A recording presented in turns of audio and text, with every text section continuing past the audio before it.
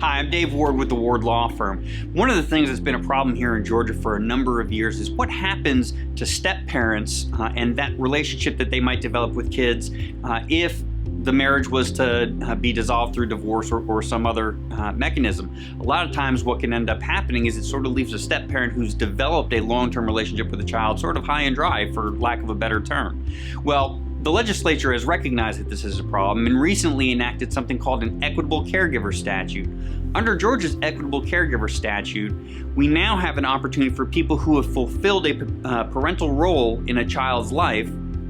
We've now given them an opportunity, even if they're not a parent, to seek custodial rights, visitation rights, etc., so that way we can protect and maintain that relationship for a child. In order to qualify as an equitable caregiver, there are 5 things that a person needs to prove to the court by clear and convincing evidence. The first one is they have to demonstrate a clear and unequivocal dedication to a parent-child relationship with the child.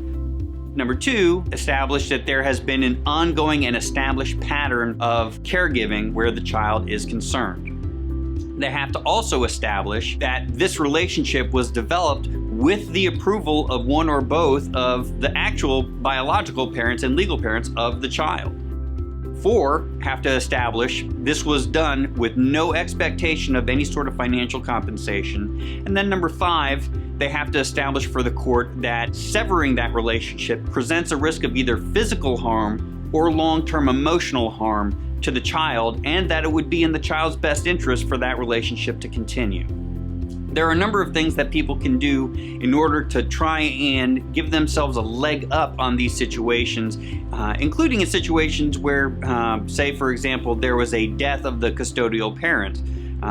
There are things that can be done to help put somebody in a good position to make their case as an equitable caregiver for that child. If you'd like more information about being an equitable caregiver, qualifying for, and what you can do in advance to try and take care of that, give us a call.